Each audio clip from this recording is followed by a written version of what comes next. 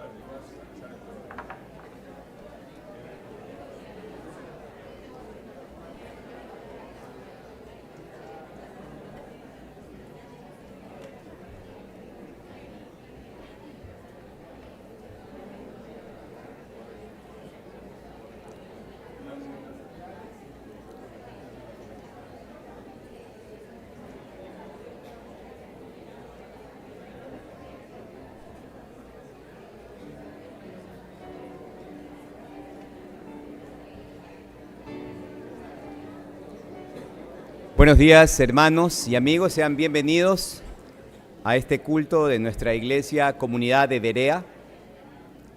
Vamos a iniciar, hermanos, alabando al Señor puestos de pie con unas alabanzas con este tema: jubilosos te adoramos, jubilosos te adoramos.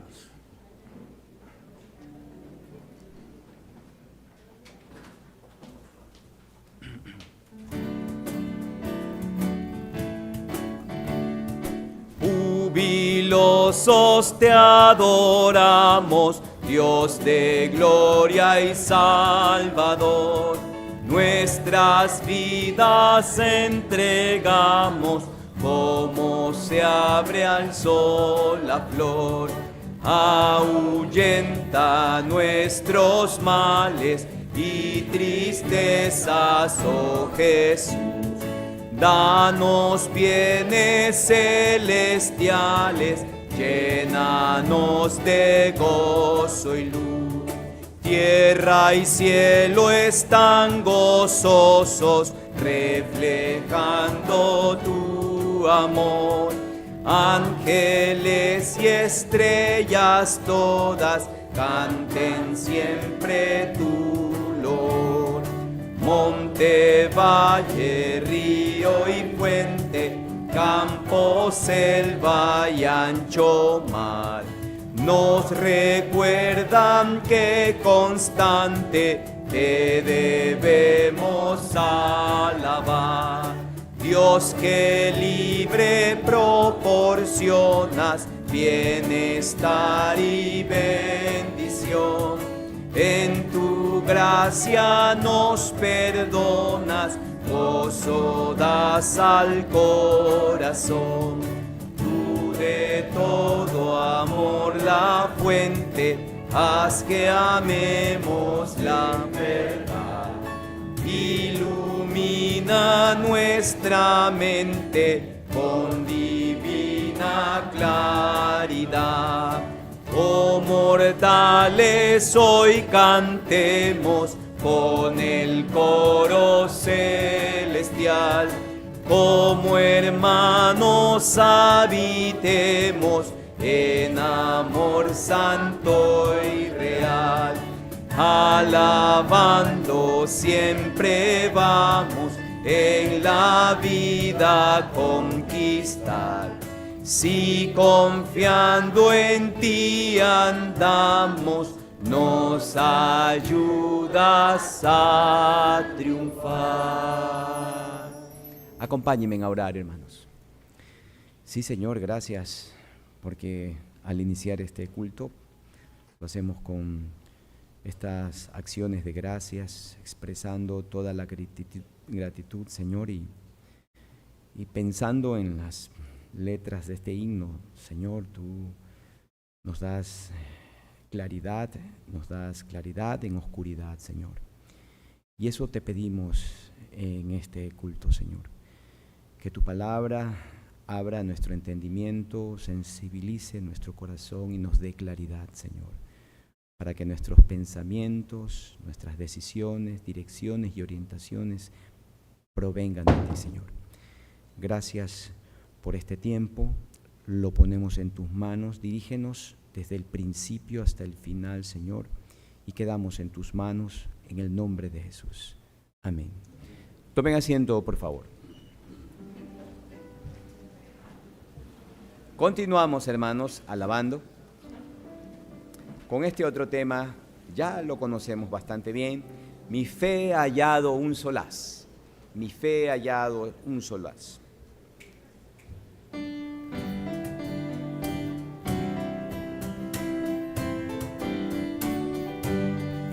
Mi fe ha hallado un solaz, de culpa libre soy. Confío en el que vivo está, su muerte me salvó. Me basta solo esto saber, no necesito más. Saber que el Salvador murió en mi lugar. Su obra suficiente es, mis dudas quitará. Cual pecador me acerco a él, jamás me apartará. Me basta solo esto saber, no necesito más. Saber que el Salvador murió en mi lugar. En su palabra confiaré, palabra del Señor. Tan solo en él hay salvación, pues en la cruz murió. Me basta solo esto saber, no necesito más. Saber que el Salvador murió en mi lugar. Él sana toda enfermedad y trae redención. Por mí su sangre derramó, por mí su vida dio. Me basta solo esto saber, no necesito más. Saber que el Salvador murió en mi lugar. Amén. La roca de mi salvación. Este himno es inspirado en el Salmo 18, hermanos. Jehová, roca mía y castillo mío y mi libertador. Dios mío, fortaleza mía, en él confiaré. La roca de mi salvación.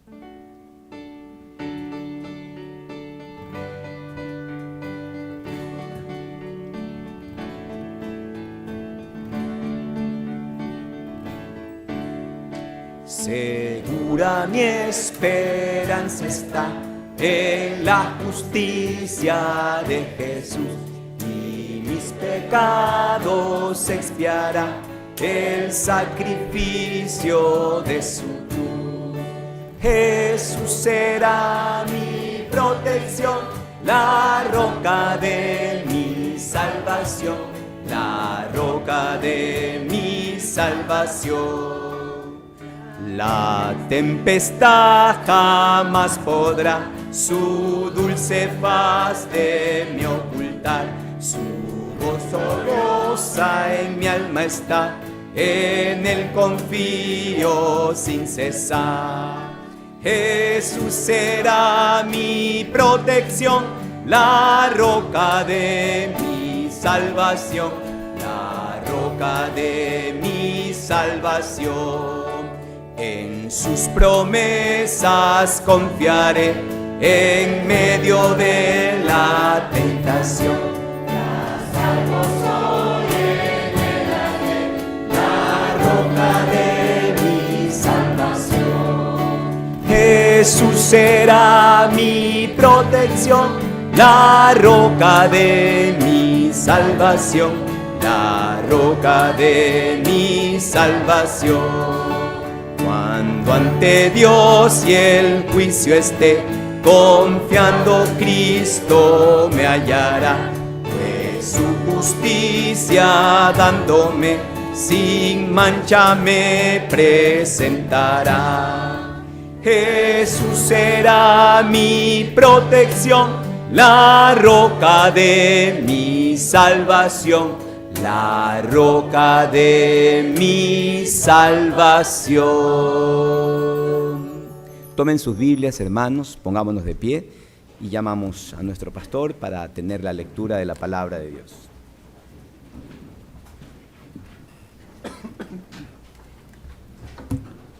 Bien, abrimos nuestras Biblias en la segunda carta a los Corintios, capítulo 1, y vamos a leer desde el verso 3 hasta el finalizar el capítulo.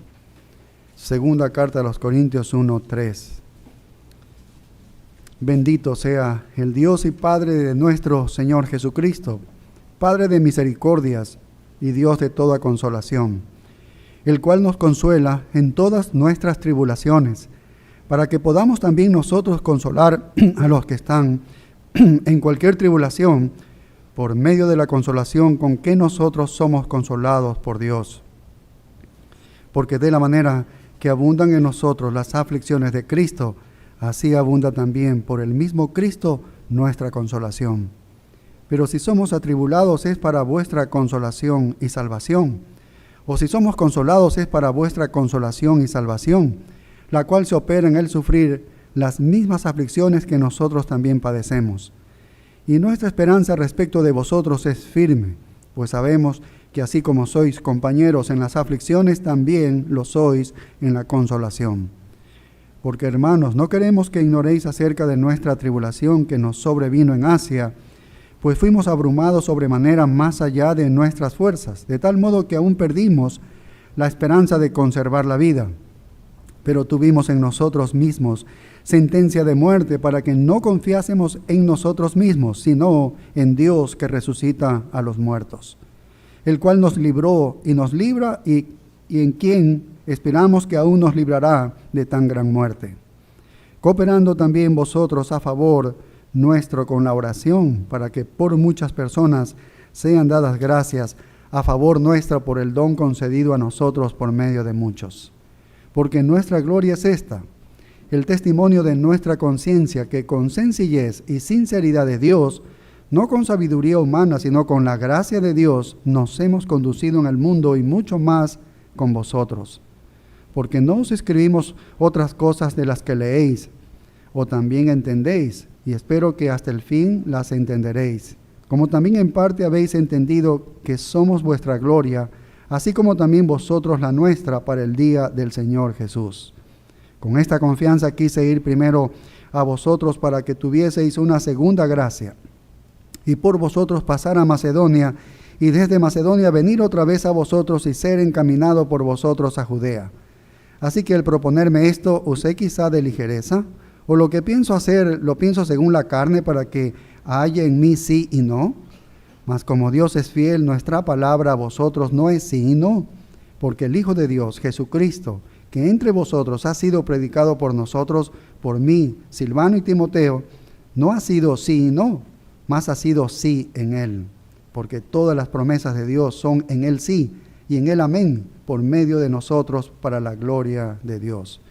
Y el que nos confirma con vosotros en Cristo, el que nos ungió es Dios, el cual también nos ha sellado y nos ha dado las arras del Espíritu en nuestros corazones. Mas yo invoco a Dios por testigo sobre mi alma, que por ser indulgente con vosotros no he pasado todavía a Corinto. No que nos enseñoreemos de vuestra fe, sino que colaboramos para vuestro gozo, porque por la fe estáis firmes. Dios bendiga su palabra. Oremos. Padre, gracias por tu palabra que es eterna, que nunca pasará, que es firme, que es toda la verdad que nosotros tenemos, Señor, en la cual tú nos las has dado a través de estos autores bíblicos que han sido inspirados, Señor, por el Espíritu Santo. Gracias por esta palabra eterna, por las promesas que nos da, Señor, porque sabemos por medio de tu palabra que Jesucristo, cuando murió hace 2000 años, fue para liberarnos de la condenación segura que habíamos ganado por ser pecadores, Señor. Y te damos gracias de esta gran liberación que nos ha dado a través de Jesucristo, muriendo, Señor, por nosotros en la cruz. Y en esa muerte mismo venció al que tenía el poder de la muerte, al mismo Satanás. Al resucitar, Señor, le ganó y la muerte no triunfó. Y esa es la victoria que nos has dado a nosotros, para que nosotros vivamos con esta esperanza. En tu resurrección demostraste, Señor, que venciste la muerte, venciste el pecado. Y esa es la promesa que nos das a nosotros el día de hoy. No hay pecado que pueda detener nuestra vida, nuestro caminar hasta la eternidad que nos está esperada para cada uno de nosotros. Tú lo venciste todo, Señor. Cristo lo venció todo en la cruz. Aún el pecado que nos asedia cada día, nos das la victoria a través del poder de nuestro Señor Jesucristo. Glorioso nuestro Señor Jesucristo, vencedor del pecado, vencedor de la vida pecaminosa. Y te damos gracias, por ello nos gozamos. Y que siga actuando tu poder diariamente en nuestras vidas, Señor. Y te damos gracias, Padre, en el nombre glorioso de Cristo Jesús. Amén. Tomen asiento, hermanos.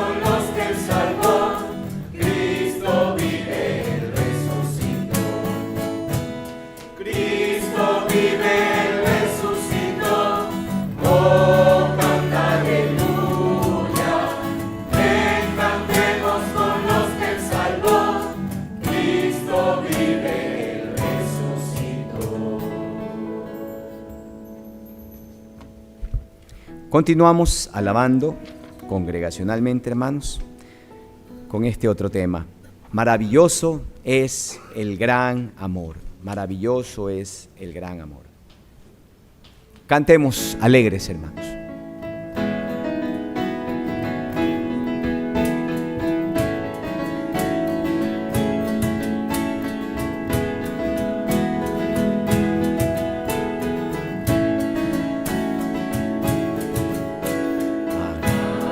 Maravilloso es el gran amor que Cristo el Salvador derramó en mí.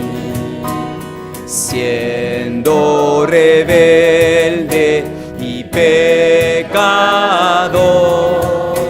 yo de su muerte causa fui. Grande, sublime, inmensurable amor, por mí murió el Salvador. Oh, maravilla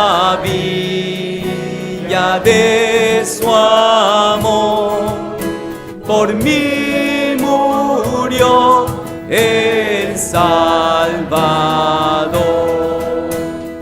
Él su celeste hogar abandonó, dejando posición, gloria y honor. De todo ello se despojó por rescatar al pecador. Misericordia inmensa Él nos dio, su gran amor me alcanzó. Oh, maravilla de su amor, por mí murió el Salvador. Grande misterio, Dios el inmortal, muriendo en la cruz, entregó su ser. Mi mente humana, mi angelical, jamás lo puede comprender. Inexplicable es el infinito amor que demostró al Salvador. Oh, maravilla de su amor, por mí murió el Salvador. Hoy ya no temo la condenación, Jesús es mi Señor y yo suyo soy. Vivo en Él que es mi salvación, vestido en su justicia voy.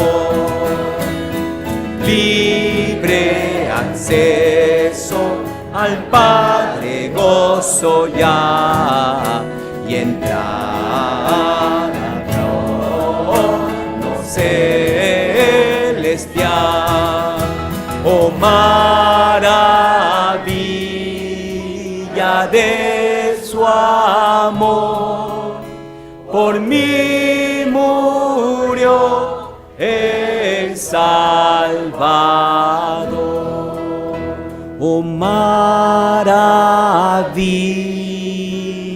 de su amor, por mí murió murió el Salvador.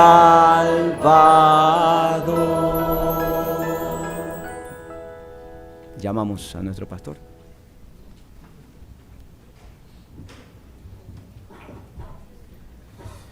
Hermanos, bienvenidos una vez más. Algunos anuncios, pueden revisar sus boletines. Queremos comunicarles algunas cosas esta semana. El día martes vamos a reanudar nuestra reunión de mujeres unidas por su gracia.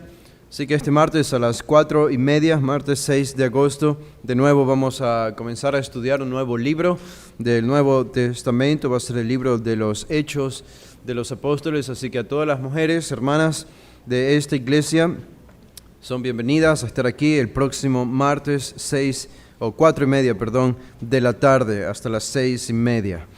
También vamos a estar viajando, así como tuvimos el simposio hace una semana creo que fue, el día viernes, y estuvimos allí enseñando a pastores y a líderes de la iglesia, aquí en esta iglesia, sobre la importancia de la predicación expositiva. Vamos a hacer lo mismo como una réplica, pero ahora en Quito, el viernes 9 de agosto, que es este próximo viernes. Así que les pedimos sus oraciones para esto. Un par de hermanos quizás nos van a acompañar de esta iglesia y vamos a estar con otros pastores que vamos a viajar allí. Así que oren por esto, oren por fruto para que pastores ahora en la región allá de la sierra de Quito, donde también hay mucha necesidad de predicación expositiva, puedan oír esto, alentarse y entender que necesitan prepararse. Ese es nuestro propósito. Bueno, también me avisaban que el próximo domingo va a iniciar un nuevo curso de membresía. Este próximo domingo, los hermanos que quieren hacerse miembros de nuestra iglesia a las 8:30, domingo 8:30 de la mañana, en una de las aulas van a estar en el grupo de membresía, el nuevo grupo de membresía. Esto es para todos los hermanos que nos visitan en nuestra iglesia y quieren ser parte ya de nuestra congregación de manera oficial. Este curso de membresía es para ellos, así que les invitamos a que puedan estar allí. También les recordamos que tenemos cursos de fundamentos de la fe a las 8:30 de la mañana, cada domingo. Y también, si hay hermanos que desean bautizarse, conversen con nuestro hermano Arturo o alguno de nosotros para también iniciar un nuevo curso de bautismos. Y tenemos la escuela dominical también a las 8:30 de la mañana. Estamos estudiando cómo interpretar la Biblia. Vamos a hacer algunas enseñanzas, una serie de enseñanzas sobre este tema. Así que todos son invitados. Todo esto lo tenemos domingos 8:30 de la mañana para que puedan aprovechar más el día domingo y venir un poco más temprano. Bueno, no olviden de leer su artículo y queremos reconocer si es que tenemos visitas. El día de hoy estábamos recordando a nuestros misioneros un poco más temprano y parece que han llegado bien a su destino, a Estados Unidos, y contentos siempre de haber apoyado aquí en la obra de esta congregación, y nosotros también bendecidos con la obra que ellos hicieron entre nosotros.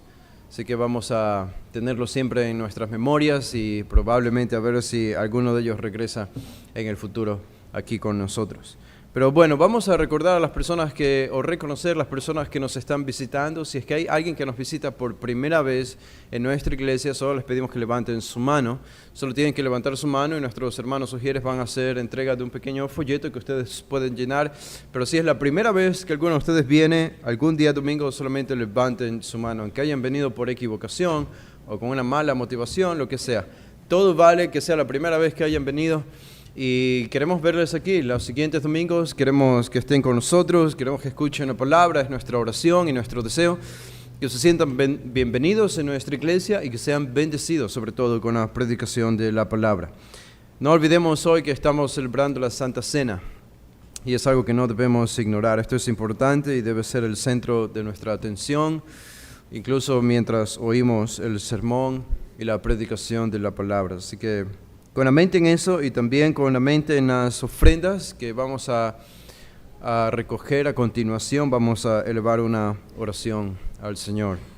Padre, te damos gracias, Señor, por la vida que nos das, por la capacidad, por la salvación, el perdón de pecados, por las bendiciones y los privilegios que gozamos. A pesar de todo, tu mano de bendición continúa. sobre nosotros, sobre esta iglesia. Y por eso estamos agradecidos y lo reconocemos públicamente. Solo tú eres el único digno en llevarte la gloria, el honor y la honra de todo lo bueno que podamos hacer individualmente o corporalmente como iglesia. Y a ti lo reconocemos, Señor, y pedimos que tú bendigas el tiempo de las ofrendas, que tú bendigas los corazones y que nos muestres nuestra necesidad de dar. Y que tú utilices, Señor, estas ofrendas para el avance de la predicación de tu palabra, del ministerio, en salvar almas, en santificar a los creyentes. Padre, oramos porque sabemos que tu palabra nunca regresa vacía y siempre cumple el propósito para el cual fue enviada. Y esa es nuestra confianza, Señor, y que estas ofrendas soporten, ayuden y mantengan, Señor, este ministerio fiel de la palabra. Y también pedimos que nuestros corazones estén centrados en el sacrificio que vamos a recordar que tu Hijo realizó hace 2000 años, mientras más adelante celebramos la Santa Cena. Lo que tú hiciste por nosotros, Señor, como cantábamos, expresa un amor infinito que no podemos explicarlo, pero que sí podemos responder a Él de manera apropiada y en adoración, y es lo que queremos hacer en esta mañana. Bendice este tiempo, lo pedimos en el nombre de Jesús. Amén.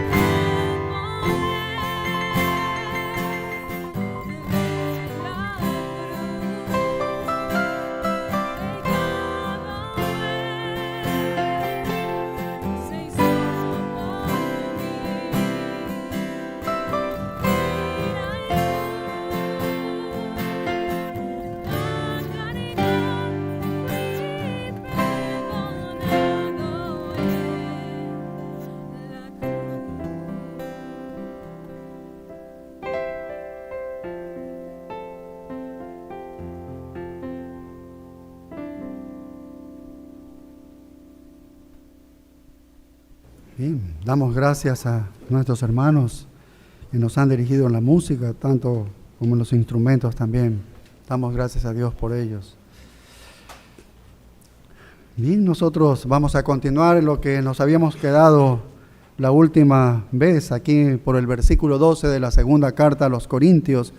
Estábamos estudiando el pasaje de los versículos del 12 al 14 y nos encontramos en el verso 12 con la palabra conciencia. ¿Recuerdan? La palabra conciencia, porque apareció allí en ese versículo y nos quedamos con el significado de esa palabra y estudiamos un poco en aquella ocasión. ¿Sabían ustedes que los antiguos griegos personificaban la conciencia como personificaban muchas cosas en su tradición religiosa? Ellos identificaron a la conciencia como una diosa. Así que ellos dijeron la conciencia es como una diosa y le dieron un nombre. El nombre es Némesis, ¿no? Némesis. ¿Sí? Y se creía que Némesis era la personificación misma de la reverencia por la ley moral. Y también ellos pensaban que Némesis era el ángel de la venganza para dar retribución a aquellos que habían transgredido la ley moral. Vaya, si lo vemos desde ese punto de vista, cómo conceptuaban los griegos, tenemos entonces que los griegos tenían una idea muy clara de lo que es y hace la conciencia, porque la conciencia incluye reverencia a la ley moral. Y la conciencia también tiene una retribución, una venganza, porque la conciencia puede ser un torturador para cualquier persona. Y habíamos visto que la conciencia, como hemos estado aprendiendo, es un maravilloso regalo de Dios. Es un componente interno de la humanidad. Ha sido diseñado por Dios para advertir al hombre sobre el pecado.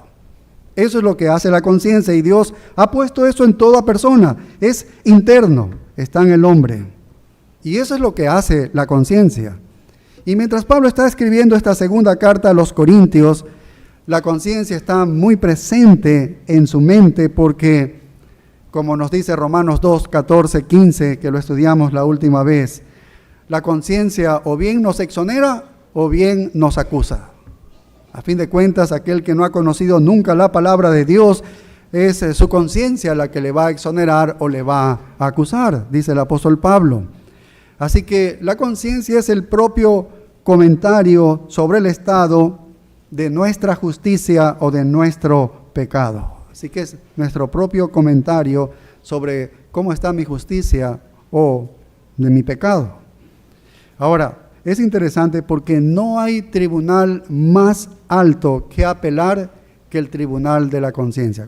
Cualquiera diría, pero ¿cómo puede ser esto el tribunal más alto que existe en la tierra? Puede ser el tribunal de la conciencia. Sí, porque una persona hoy en día podría salir exonerada por el Tribunal Supremo de Justicia del Ecuador y solamente para ser asediada por una conciencia acusadora que conoce la verdad.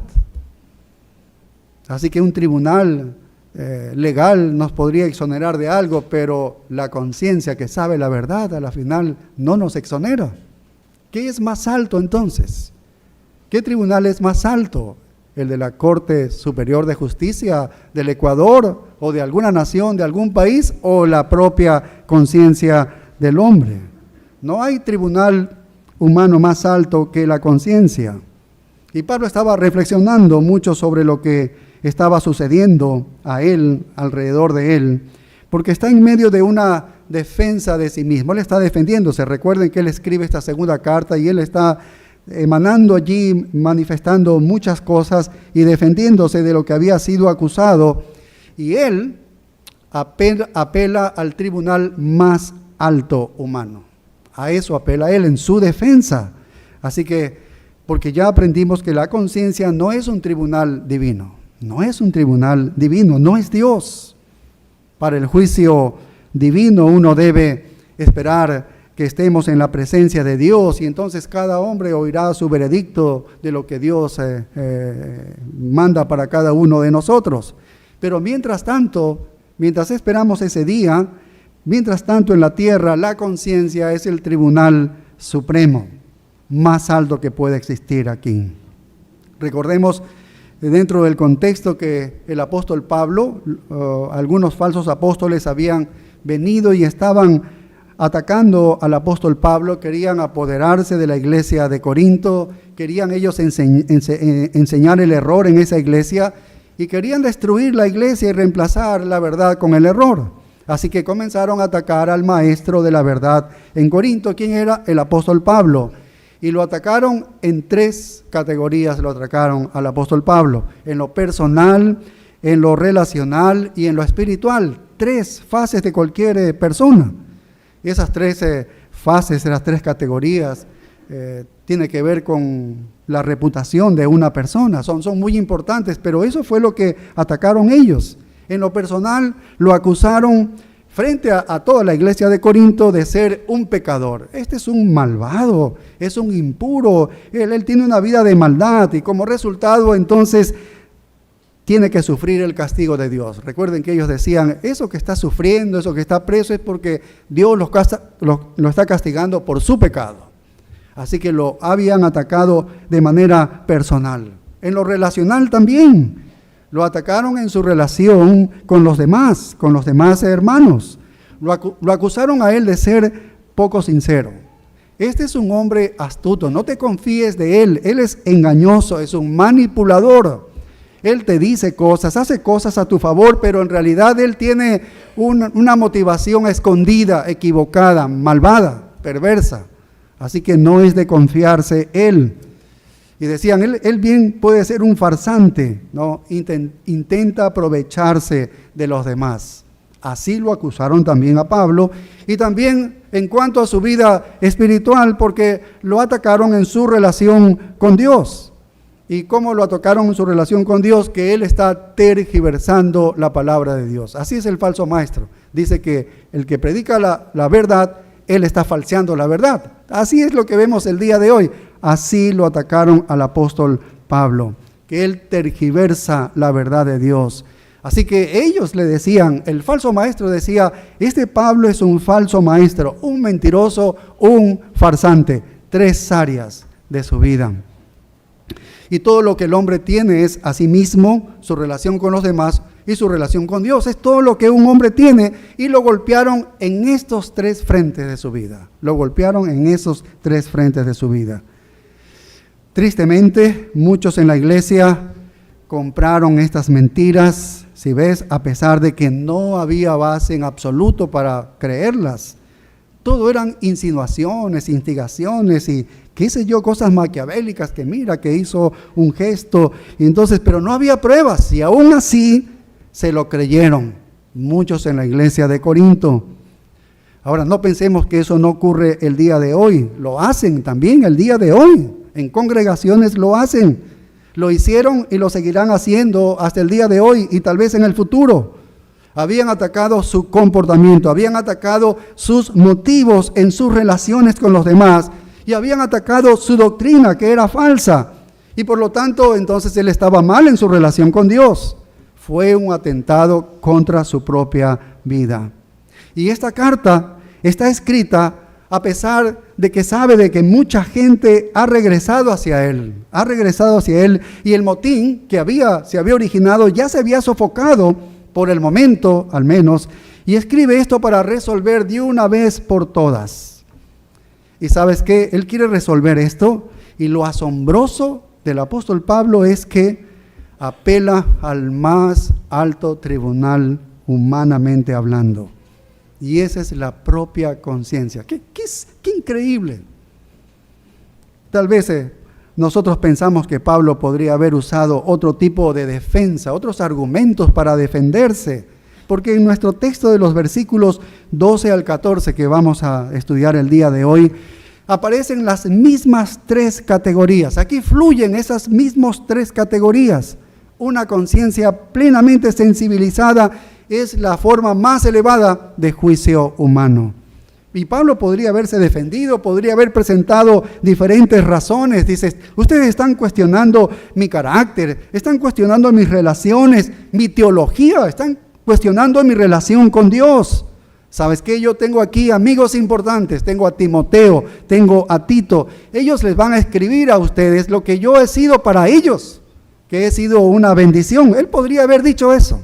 Ellos les van a hablar a ustedes del carácter humano que yo tengo y de mi gran doctrina, mi gran teología. Ya vas a ver, les voy a decir que les escriban a ustedes. Y podrían haberle dado el apóstol Pablo también nombres. Te voy a dar nombres de la congregación de Corinto, algunos nombres de lo que yo fui para ellos, de la influencia que tuve para ellos.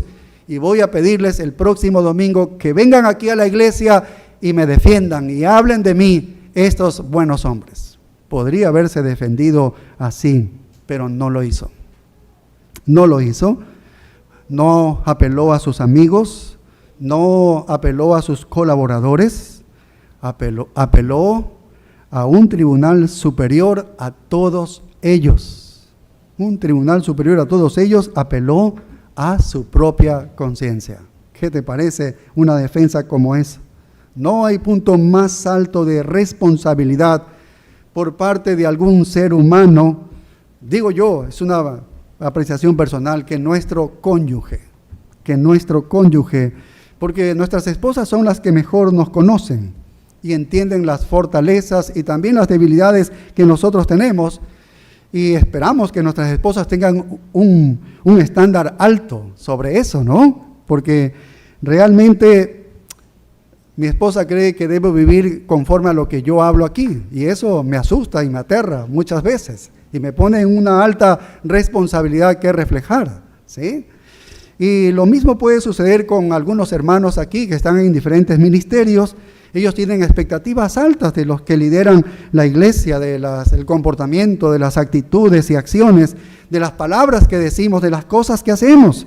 Y también hay un nivel de responsabilidad para con ellos. Pero mira, mucho más sensible que esos hombres, mucho más sensible que nuestras propias esposas, está nuestra conciencia. Está más allá, está más informado que ellos, está más informada que nuestras esposas. La conciencia lo sabe todo. No casi todo, pero lo sabe. Sabe muchísimo más que estas dos categorías de personas que nos ayudan en verdad. Así que no hay punto de responsabilidad más grande que nuestra propia conciencia. Hay cosas que los demás no pueden saber nunca, y nunca sabrán, y mi conciencia las conoce muy bien, ¿verdad que sí? ¿Verdad que sí? Hay acusaciones que mi conciencia puede hacer contra mí, que nadie en este mundo me podrá hacer, porque no las conoce. Mi conciencia sí las conoce. ¿Ves por qué es el tribunal más alto, el tribunal humano más alto que hay? La conciencia de todo hombre. Y cuando un hombre como Pablo dice, tengo el testimonio de mi conciencia, porque le está dando testimonio a él, entonces él ha apelado al más alto nivel. Ha apelado al más alto nivel.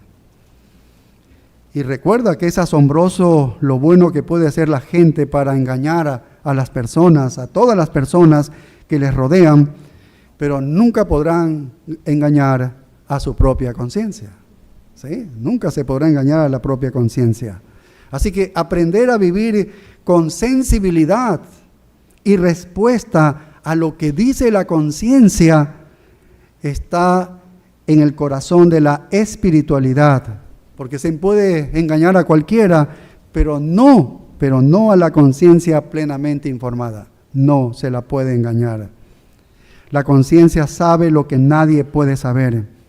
Y cuando una conciencia es herida, va a lanzar 1000 dardos, 1000 flechas allí, ¿no? Y va a decir, aquí ocurre algo, está ocurriendo algo.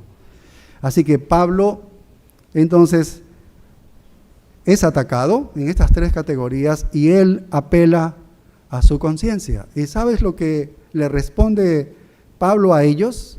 Porque él ve su conciencia al más alto nivel humano, él se ve y mira lo que le dice, lo exonera. Mira el verso 12, dice, porque nuestra gloria, dice, es esta, nuestra gloria, Es decir, él puede exaltarse, gloriarse. ¿En qué? Es esta, el testimonio de nuestra conciencia. Entonces Pablo está diciendo, tú me llamas pecador a mí, me estás llamando que soy un pecador, un engañador, que soy un falso maestro. Bueno, yo te voy a responder y te respondo con el tribunal más alto humano que existe. Te respondo con mi conciencia. ¿Y sabes qué? Mi conciencia dice totalmente opuesto a lo que tú me estás acusando. Así que Pablo vivió muy sensiblemente con respecto a su conciencia. Qué importantísimo lo que nos enseña el apóstol Pablo en la vida cristiana, en la vida espiritual. ¿Cómo es que tú y yo debemos vivir? Y hay ejemplos. Podemos observar en Hechos 23:1, cuando el apóstol Pablo estuvo ante los sumos sacerdotes y todo el concilio judío había sido atraído allí, y Pablo era el acusado y lo estaban acusando allí, ¿no? Lo querían poner preso. Y entonces en Hechos 23:1 dice, entonces Pablo, mirando fijamente al concilio, dijo, varones hermanos, yo con toda buena conciencia he vivido delante de Dios hasta el día de hoy. Y mira el verso 2, el sumo sacerdote Ananías ordenó entonces a los que estaban junto a él que le golpeasen en la boca.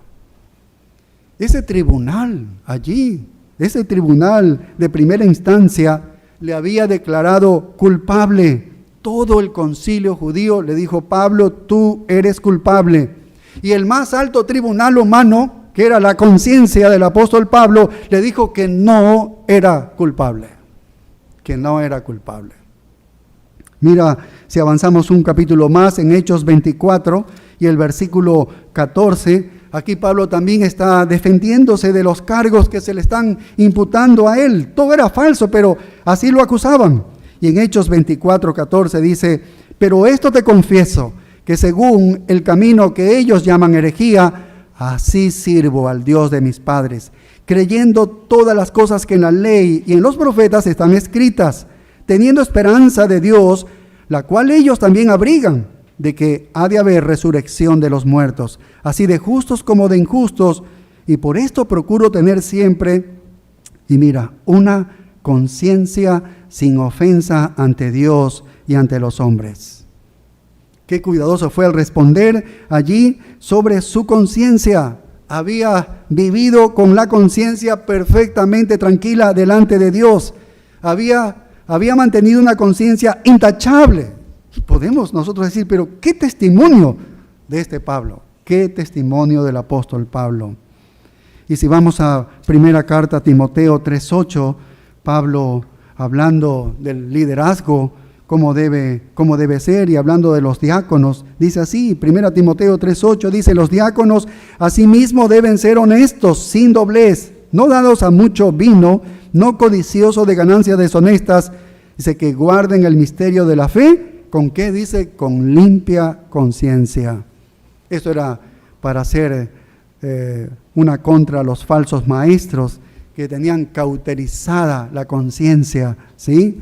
De modo que ya no había nada que reaccionar en un falso maestro, ¿no? La conciencia ya no decía nada porque estaba cauterizada, no sentían nada, no les alertaba nada, a diferencia del apóstol Pablo, ¿no? Y está diciendo cómo deben vivir los líderes en la iglesia. Y no solo los líderes, sino todos los hermanos en la iglesia, es lo que está queriendo decir aquí, de una manera sensible ante nuestra conciencia, respondiendo favorablemente a nuestra conciencia.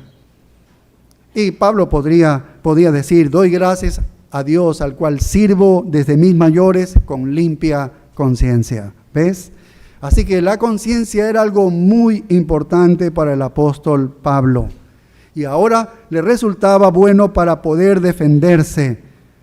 Eso le ponía en contacto con su propio corazón, en su propia relación con Dios. Y aquí está defendiéndose apelando a este tribunal más alto que pueda existir, la conciencia. Y vimos esta palabra la vez pasada, el significado, que es conocerse a uno mismo. Conocerse a uno mismo. Eso es lo que significa conciencia, conocerse a uno mismo. Así que él simplemente está diciendo, escuchen a su conciencia. Deben escuchar su conciencia. Pablo quería estar en paz consigo mismo. Su conciencia no era como Némesis, no lo estaba persiguiendo con un hacha para cortarle la cabeza. No era así su conciencia para él, ¿no? A pesar de que cuando Pablo escribió a Timoteo y afirmó que tenía la conciencia tranquila, él estaba en un calabozo. Él estaba en un calabozo, estaba preso.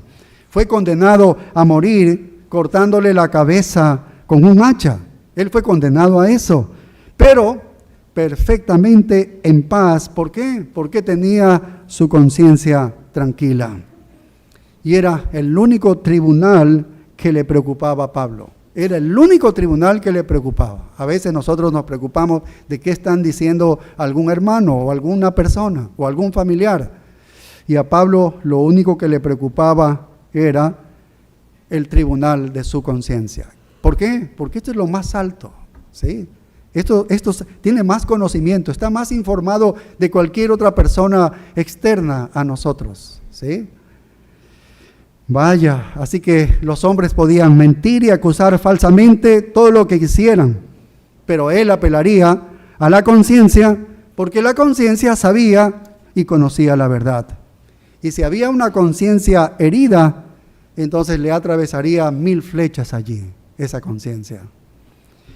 Bien, pero en este caso, regresando aquí a nuestra carta, segunda carta a los Corintios, capítulo 1, la conciencia no lo condenaba en absoluto al apóstol Pablo, no lo condenaba. De hecho, esta conciencia, este tribunal superior, estaba revocando todos esos veredictos sesgados que le emanaban de la iglesia de Corinto. Eran veredictos mal concebidos y mentirosos de los tribunales inferiores de los mensajeros de Satanás, que declararon a Pablo que era culpable. Sin embargo, este tribunal supremo de conciencia fue declarado inocente de todos los cargos, Por eso aquí en el versículo 12, dice, porque nuestra gloria es esta. ¿Cuál? El testimonio de nuestra conciencia. Este es el testigo más grande que yo tengo, dice Pablo. Estoy apelando a este testigo. La evidencia es clara en el tribunal de la conciencia. Y su conciencia plenamente iluminada lo exonera por completo de todos los cargos. Y luego pasa a hablar de cómo la conciencia lo afirmó y cómo toca estas 3 categorías. Se defiende en estas 3 categorías que le atacaron a él. Y la primera fue la personal, ¿recuerdan? Y tenemos aquí en el verso 12 lo que sigue diciendo. El testimonio de nuestra conciencia dice que con sencillez y sinceridad de Dios, no con sabiduría humana, sino con la gracia de Dios, nos hemos conducido en el mundo y mucho más con vosotros. Aquí está el primer ataque que es hacia lo personal, y él está apelando a la conciencia y diciendo cómo él vivió. Mi conciencia dice que mi conducta no es pecaminosa como ustedes están señalando, todo lo contrario, me ha exonerado el tribunal de mi conciencia. Está el tribunal de la conciencia revocando este veredicto de los tribunales inferiores de los mensajeros de Satanás. Está echando abajo todos esos argumentos. Y recuerde que la clave del complot para destruir la iglesia fue destruir al mensajero, a Pablo, de que lo consideren como un pecador, caracterizado como comportándose de manera malvada, de tener un corazón vil, de estar lleno de pecados e iniquidades secretas. No sabemos todas las cosas específicas que dijeron, pero las mentiras estaban detrás del testimonio que Pablo estaba dando, solo para darnos una idea de qué lo acusaban, y nos damos una idea por las cosas que él habla en esta carta, a lo largo de esta carta. Si avanzamos un poco al capítulo 6, y vemos el versículo 3, mira cómo él está presentando defensa, ¿sí? Porque eso era seguramente lo que le atacaban a él. Dice, no damos a nadie ninguna ocasión de tropiezo, ¿ves? Para que nuestro ministerio no sea vituperado. Antes bien, nos recomendamos en todo como ministros de Dios, en mucha paciencia, en tribulaciones, en necesidades, en angustias, en azotes, en cárceles, en tumultos, en trabajos, en desvelos, en ayunos. Y aquí mira lo que dice, en pureza, en ciencia, en longanimidad, en bondad, en el Espíritu Santo, y dice, en amor sincero. Verso 7, en palabra de verdad, en poder de Dios, con armas de justicia a diestra y a siniestra, por honra y por deshonra, por mala fama y por buena fama, como engañadores, pero dice, no es así, pero veraces. Todo esto refleja este ataque a su carácter personal, así como un ataque a sus relaciones con los demás y su enseñanza. Pero usted puede ver cómo está defendiéndose y diciendo que hay pureza en su vida.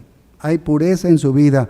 Y las mentiras eran solo eso, mentiras, nada más.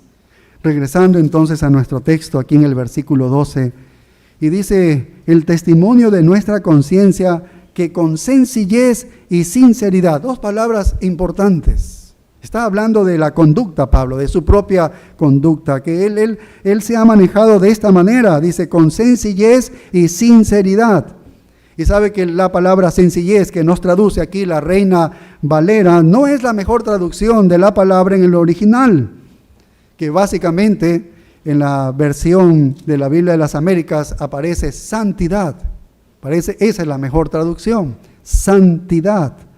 Entonces él dice, el testimonio de nuestra conciencia que con santidad, dice, eso es lo que él está mencionando, con santidad. Y la idea es eso, de pureza moral, en contraste con la inmoralidad con la que le estaban acusando a él. No en corrupción de la que estaba él siendo acusado por los falsos apóstoles, que ellos sí vivían de esa manera. Así que él está presentando un contraste allí, que en la santidad, dice, ¿y qué más? En la sinceridad, que proviene este término de dos términos latinos, sine y cera. Sine y cera, que significa sincera. Eso es sinceridad. Y eso se conecta con la idea de la palabra griega yelekrinés. Y esa palabra significa ser probado por el sol. Sincero es ser probado por el sol. Es decir, ser como examinado. Así, decir que alguien fue probado por el sol simplemente significaba que estabas expuesto a la luz de una inspección. Alguien estaba examinando eso. ¿Sí? Eso es lo que significa. Si tú tuvieses que comprar una vasija en el tiempo del apóstol Pablo, vas al mercado, tomarías la vasija, la sostendrías y la ponías ahí ante el sol, porque los alfareros tramposos, si la vasija tenía una grieta, ellos de alguna manera querrían venderla, y para venderla tenían que llenarla de cera y taparla y que no se vea.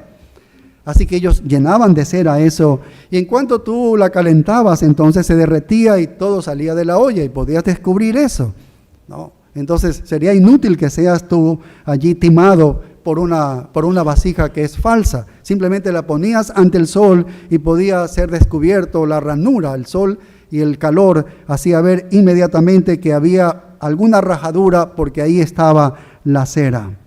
Y Pablo está diciendo entonces acerca de su propia vida, no hay ningún defecto que yo esté encubriendo, porque ha sido examinado, ha sido puesto al sol. No he cubierto absolutamente nada.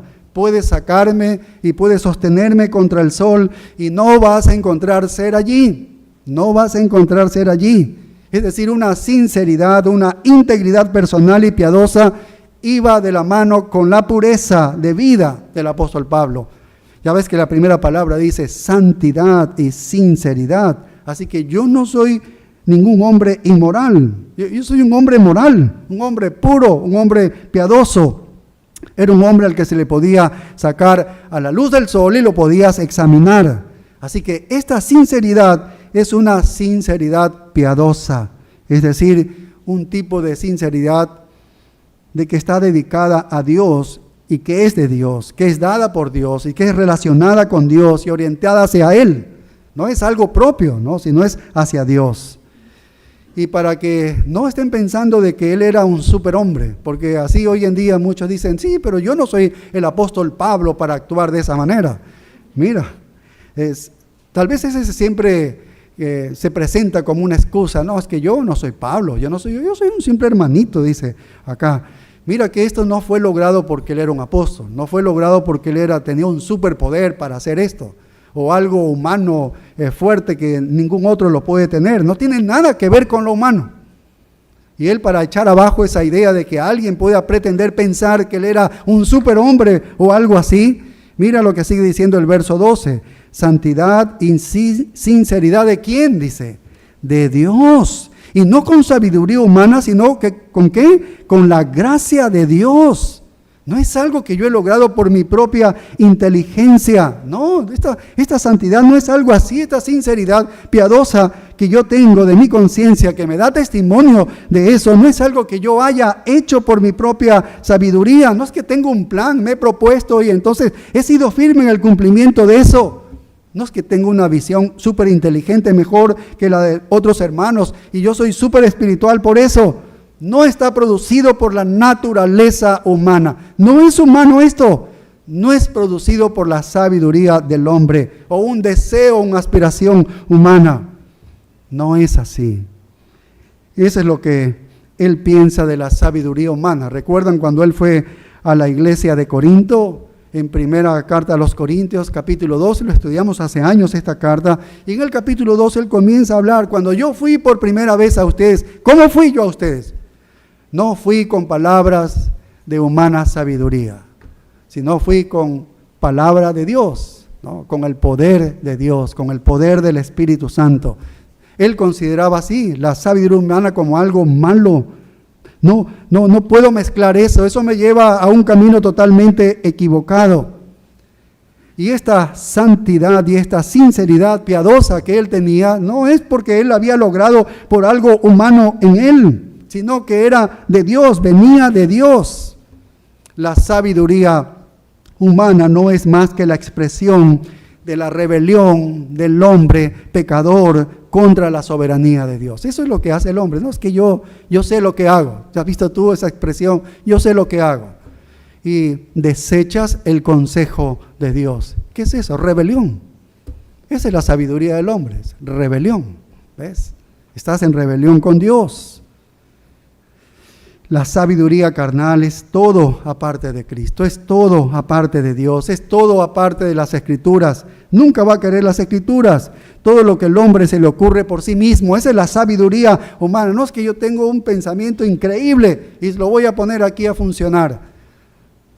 Y Pablo dice que su sinceridad piadosa y su santidad no están en la sabiduría carnal, sino en la gracia de Dios. Y tú sabes lo que es la gracia de Dios, es algo que recibimos, pero que no merecemos, no la podemos ganar, ha sido un regalo de Dios. Así que él no había inducido su propia santidad y su propia virtud por medio de algún astuto plan personal. No, es que yo me voy a poner esta férrea cosa aquí y a través de mi fuerte voluntad yo voy a lograr y voy a ser un hombre espiritual. No es eso, no tiene nada que ver con eso, ¿ves? Nada que ver con eso. Vino de Dios, dice, vino de Dios. Y es por eso que en la primera carta a los Corintios, capítulo 15 y el verso 10, él tiene este tremendo testimonio que dice así, ¿no? Dice, pero por la gracia de Dios, dice, soy lo que soy. Y su gracia para conmigo no resultó vana, sino que trabajé aún más que todos ellos, pero no yo, sino la gracia de Dios que está en mí. Vaya, el apóstol Pablo, si ves, mira lo que había producido la gracia de Dios, cómo él había trabajado tanto. No era porque él era un superhombre, un superapóstol, y más que los otros apóstoles, sino por la gracia de Dios, dice, por la gracia de Dios. Por lo tanto, regresando a nuestro texto, segunda carta a los Corintios, aquí vemos en el versículo 12, dice, el testimonio de nuestra conciencia que con sencillez y sinceridad de Dios, no con sabiduría humana, sino con la gracia de Dios, y mira lo que sigue diciendo, nos hemos conducido en el mundo. Nos hemos conducido en el mundo. Así que no voy a reconocer esta acusación de que ustedes me están haciendo de que hay pecado en mi vida. No la voy a reconocer. Ahora, cuando le están diciendo que eres un pecador, ¿no? Le están diciendo como si él fuese un pecador continuo, en un pecado continuo, ¿no? Porque sabemos que no hay perfección en ningún cristiano ni en el apóstol Pablo. Él no era perfecto, pero cualquier pecado que surgía en la vida del apóstol Pablo, cualquier pecado que surgía, él lo enfrentaba de inmediato y se mantenía las cuentas claras con Dios. Se arrepentía y cambiaba el curso de su vida. Ese es el hombre maduro, ese es el hombre perfecto. A eso se está refiriendo el apóstol Pablo cuando él dice, no voy a reconocer una acusación de pecado en mi vida. O sea, algo que todavía lo mantiene. Porque si ha habido en mi pecado, yo lo he confesado. Estoy claro con mi Señor. Esa era la conducta con que él había tenido en todo el mundo. ¿Ves? No había ningún lugar en el mundo desde el cual una acusación pudiera venir y fuese legítima. Y Pablo había recorrido muchos lugares. Ese mundo antiguo, para ser un misionero como él lo fue, había recorrido muchos lugares y seguramente, si él tuvo un mal comportamiento, habrían salido de todos lados. Si aquí vino, hizo esto, aquí Pablo hizo tal cosa. No había nada de eso. No había nada de eso. En todos los lugares del mundo en los que él había estado, en todos esos lugares en los que él iba y todo lo que él hacía, no había ningún lugar donde pudiera haber una acusación desastrosa para el apóstol Pablo, de algún pecado que todavía lo mantenía. Así que desde el mismo momento en que entregó su vida al Señor Jesucristo, había caminado, como él dice, en santidad y en esa sinceridad piadosa. Así es como se comportó en el mundo. Y luego sigue diciendo, y mucho más, o sea, más abundantemente que en el mundo, dice, con vosotros. Oiga, pero si alguien sabe de esto que yo les estoy diciendo, son ustedes. Yo estuve 18 meses allí con ustedes. Cuando fui por primera vez y levantamos la iglesia aquí, el Señor levantó la iglesia. Ustedes conocen esta santidad de la que yo les estoy hablando. Ustedes conocen esta sinceridad piadosa en mi vida. Ustedes la conocen porque ustedes conocían mi carácter. Yo estuve con ustedes 18 meses. Así que ellos conocían de primera mano la calidad de su vida. No había duda al respecto, no hubo nada que él hiciera en los 18 meses que estuvo allí, ni en ningún otro lugar que pudiera proporcionar alguna acusación legítima para el apóstol Pablo. Por tanto, por eso él apela a la conciencia, para que testifique su conciencia, su inocencia de todas esas acusaciones que le hacían. Y la conciencia, cuando lo analizó su conciencia, estaba a su favor. Y él dice, mi conciencia da testimonio valiente de mi santidad y de mi sinceridad piadosa, no solo con ustedes, sino en todas las partes en las que yo me he movido. Qué tremendo testimonio de un cristiano, tremendo testimonio de un cristiano. Y nos preguntamos si eso se podría decir de nosotros. Si eso se podría decir de nosotros, o hay tonos de vergüenza que mejor cerramos nuestros ojos e inclinamos y bajamos nuestro rostro. Ya sea que usted esté en su casa, en su trabajo, o jugando algún deporte, practicando algún deporte, ya sea que esté con sus amigos, con sus hijos, o con su esposa, o su familia, o esté solo, ¿qué no podría venir una acusación de ninguna parte del mundo que pudiera traer una acusación en su contra y que se mantuviese allí? Eso sería un testimonio tremendo. Ese es un testimonio tremendo. Pero eso es lo que hace a un hombre perfecto. No es un hombre perfecto, recordemos, él no es perfecto. 1 Corintios 4:4 dice, porque aunque de nada tengo mala conciencia, esta es una afirmación asombrosa que dice, en nada tengo mala conciencia, dice Pablo.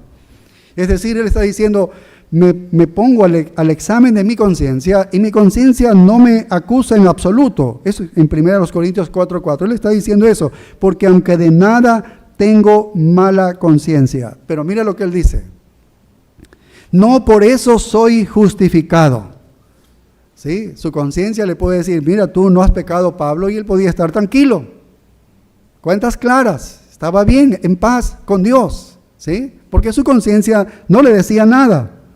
Pero él dice, oye, no por eso estoy justificado, pero el que me juzga es el Señor. ¿Qué cosa? Creía que acababa de decir que la conciencia era el tribunal humano más elevado. Lo es el tribunal más elevado. Pero no es el tribunal divino la conciencia, no es el tribunal divino. ¿Y quieres saber algo? Es verdad que la conciencia sabe más que cualquier otra persona de este mundo, está más informada, ¿verdad? Por eso es el tribunal más alto en este mundo. Pero aún esa conciencia no lo sabe todo. ¿Te das cuenta de que pecas y ni siquiera lo sabes?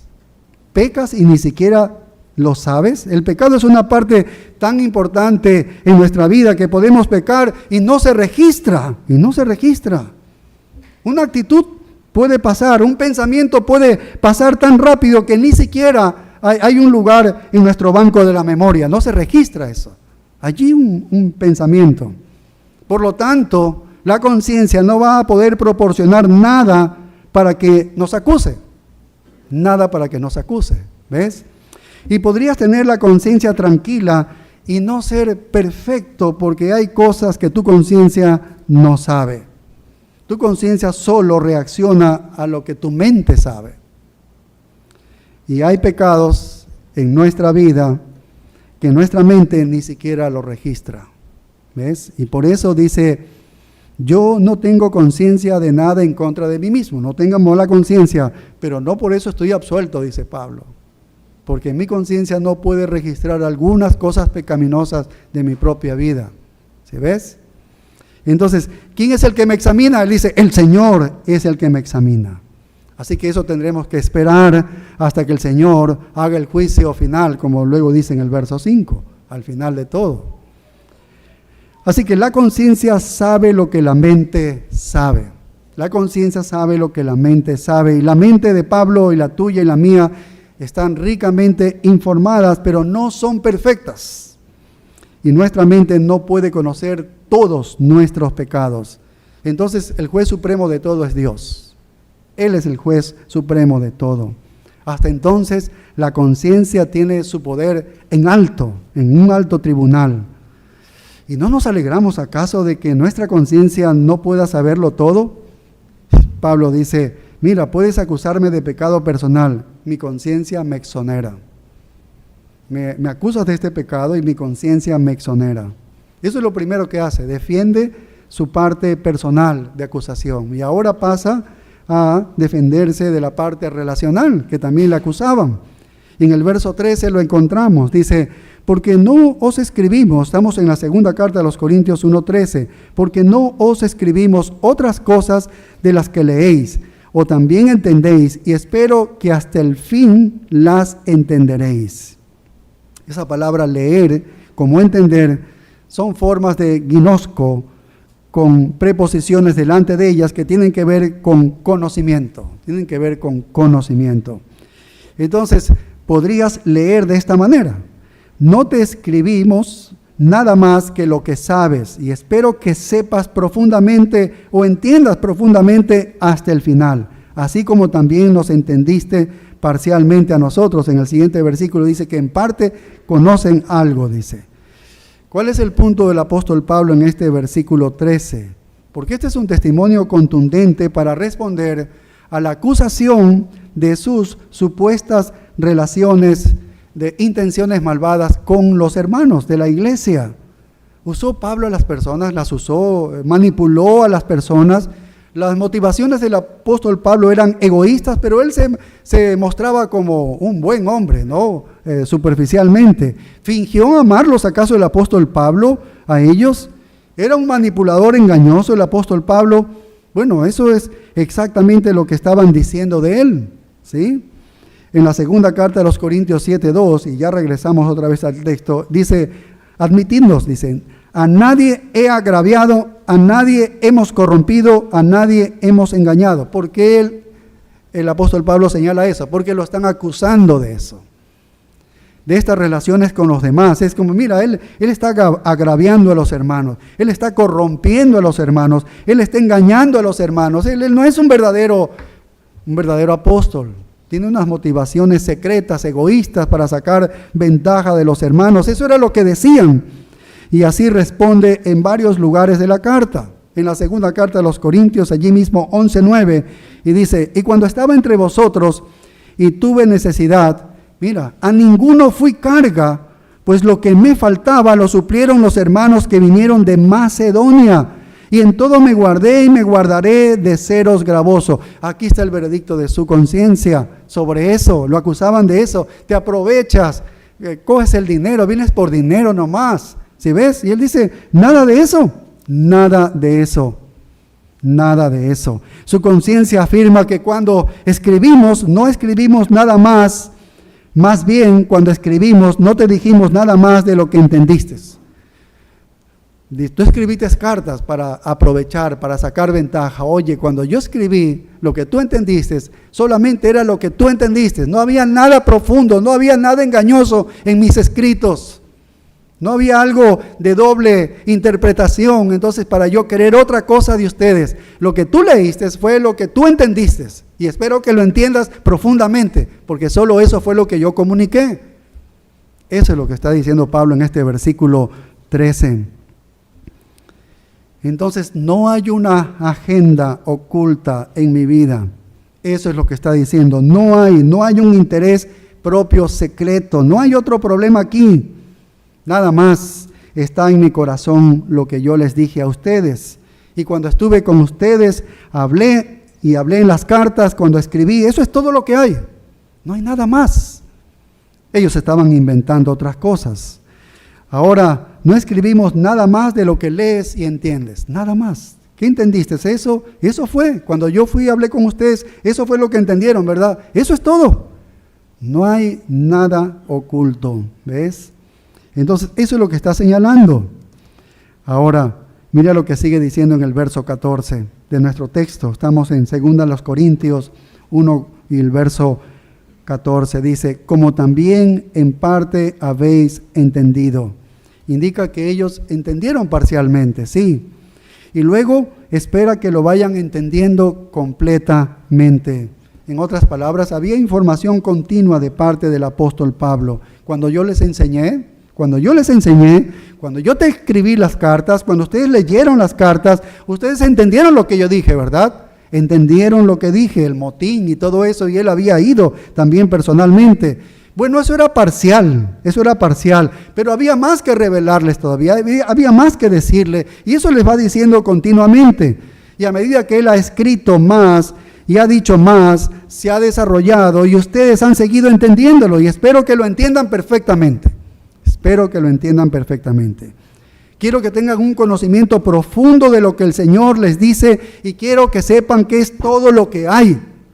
Así que no saquen de contexto nada y no estén pensando ninguna otra cosa, que lo que ustedes entendieron, eso ha sido lo que yo les comuniqué. No hay nada más escondido allí. Y mi relación con ustedes ha sido honesta. Solo quiero que entiendan ustedes que las cosas que yo les escribo y las cosas que yo les digo, deben entenderlas, nada más. Eso es todo. No hay ninguna agenda oculta. Yo no quiero tu dinero, no quiero tus favores, no quiero nada, excepto que entiendas completamente todo lo que te he escrito. Eso es todo lo que he dicho y todo lo que quería decir. Aún económicamente, Pablo dice, de otros hermanos me ayudaron, me abstuve. Por derecho, él debía ser sostenido por la iglesia, pero se abstuvo conociendo a los hermanos de Corinto, se abstuvo y fue sostenido por otros hermanos de Macedonia. Allí lo sostuvieron. Así que es un testimonio audaz, valiente, de una conciencia que estaba limpia, que nunca tuvo un motivo oculto y podía decirlo así. ¿No? Su conciencia no decía que tal vez esperaba que le den algo de dinero, alguna recompensa por haberle servido. Su conciencia ni siquiera le dijo eso a él. Ni siquiera se pasó un pensamiento como eso para que su conciencia le diga, oye, ¿qué estás diciendo? Nada de eso. No hubo un momento que pensara eso. Vaya, el testimonio entonces valiente de su conciencia limpia con respecto a su comportamiento personal. Él era un santo y piadoso, sincero. Y con respecto a sus relaciones, es que él era puro y que todo lo que siempre quería era exactamente lo que él había dicho. No hay nada más que yo lo que les he escrito y lo que les he dicho. Y por último, va a abarcar su defensa al ataque que hacían como un falso maestro, es decir, su relación con Dios. Tiene que ver con su espiritualidad. Lo habían atacado allí también. Así ellos decían, este es un charlatán que enseña una teología errante y debe ser clasificado como un falso maestro. Estas son las acusaciones serias. Esta es una acusación grave de violar la verdad de Dios. Si alguien nos acusa así, oye, tú violas la verdad de Dios, vaya, debemos revisar bien esa acusación, ¿no? Porque es una acusación muy grave. Y esto es lo que él responde a lo largo de la carta. Por ejemplo, en el capítulo 2, allí, 2 Corintios 2 y el verso 17, él dice así, mira, él está defendiéndose a lo largo de esta carta de todas esas acusaciones. Dice, pues no somos como muchos que medran falsificando la palabra de Dios, sino que con sinceridad, como de parte de Dios y delante de Dios, hablamos en Cristo. Oye, yo no soy un vendedor ambulante de la palabra de Dios, no soy un estafador, no te estoy manipulando, no estoy sacándote plata. Nunca he hecho eso, nunca he manejado la palabra de Dios para cuestiones personales, ¿sí ves? Porque de eso lo acusaban y él está defendiéndose. Segunda carta a los Corintios 13:8 dice, porque nada podemos contra la verdad, sino por la verdad. Esa es la conciencia del apóstol Pablo. Dice, mi conciencia me dice, no, es por la verdad, no contra la verdad. Y mira, aquí como respondió en la acusación en el verso 14, segunda a los Corintios 13:14, dice, como también, regresamos a nuestro texto, segunda carta a los Corintios 1 y el verso 14, dice, como también en parte habéis entendido que somos vuestra gloria, así como también vosotros la nuestra para el día del Señor Jesús. Él dice que somos su razón para estar orgullosos.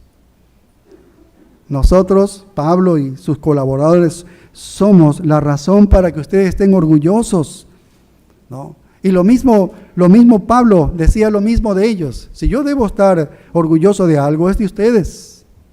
Y si ustedes deben estar orgullosos de algo, es de nosotros, los que les enseñamos la palabra de Dios. ¿Por qué? Porque un día vamos a estar delante de nuestro Señor. Y Pablo está esperando con ansias ese día del Señor, que el Señor venga, ese día llegue. Dice, habiendo entendido que somos vuestra gloria, ¿ves? Así como también vosotros la nuestra para el día del Señor Jesús. Él está esperando ese día. Quiere regocijarse. Él tiene una relación con los hermanos buena, tiene una relación con Dios que era correcta, ¿ves? Y quería relacionarse con los hermanos y quería mantenerse así y esperar juntos ese día del Señor para gloriarse en el Señor. Y vaya, en la primera carta a los Tesalonicenses 2:19 dice, porque ¿cuál es nuestra esperanza o gozo, corona de que me gloríe? ¿No lo sois vosotros delante de nuestro Señor Jesucristo en su venida? Vosotros sois nuestra gloria y gozo. Y Pablo no entendía por qué ellos no sentían lo mismo por él. Yo siento por ustedes una expectativa, un gran gozo, ya que venga el Señor, ya para entonces festejarlo juntos y ser la razón de nuestra alegría, de nuestro gozo. Y dice, yo no entiendo por qué ustedes no comparten eso mismo conmigo. Porque estamos esperando un momento increíble, el día del Señor, la venida de Cristo. Y en lugar de avergonzarse el apóstol Pablo, porque supuestamente él tergiversó la palabra de Dios, Pablo debía ser la razón de su jactancia. Es decir, aquí hay un hombre que nos predicó la verdad y fue fiel a pesar de todo. Debían jactarse de eso. Él debería ser la razón de su gozo y deberían estar orgullosos de Dios que les ha traído a un hombre por medio de Pablo la verdad de Dios para que sea predicada fielmente esa verdad. Así que deben estar orgullosos, que no puedan esperar hasta el día en que ambos estén juntos en la presencia de Jesucristo y puedan abrazar una amistad eterna que seguirá y será algo perfecto. Así que debería ser un honor de estar asociados con el apóstol Pablo también, como Pablo consideraba así a los hermanos de Corinto, porque se regocijó con ellos. Querían que sintieran lo mismo hacia él, particularmente en este momento cuando el Señor venga. Ahora, ese es el día en que nos enfrentamos a Cristo. Todos vamos a enfrentarnos a Cristo. Ese es el tribunal de Cristo que habló en la primera carta a los Corintios, capítulo 4 y los siguientes versículos. Este es el día en que Dios sacará a la luz todas las cosas ocultas en la oscuridad y va a revelar los motivos de los corazones de cada uno de nosotros. Y entonces habrá alabanza de cada hombre que vendrá a Él, ¿no? Si ha hecho lo correcto. Habrá alabanza. El día en que el Señor tome a los suyos y les dé esa recompensa eterna, es el día en que todo se va a aclarar. Así que Pablo estaba anticipando la venida de Cristo porque sabía que sería gozo para él y quería que fuera gozo también para ellos. Y él sabía que su actitud era correcta, su corazón era correcto, y que el gozo sería suyo, pero quería que también fuera la actitud correcta de ellos, para que el gozo también fuera de ellos.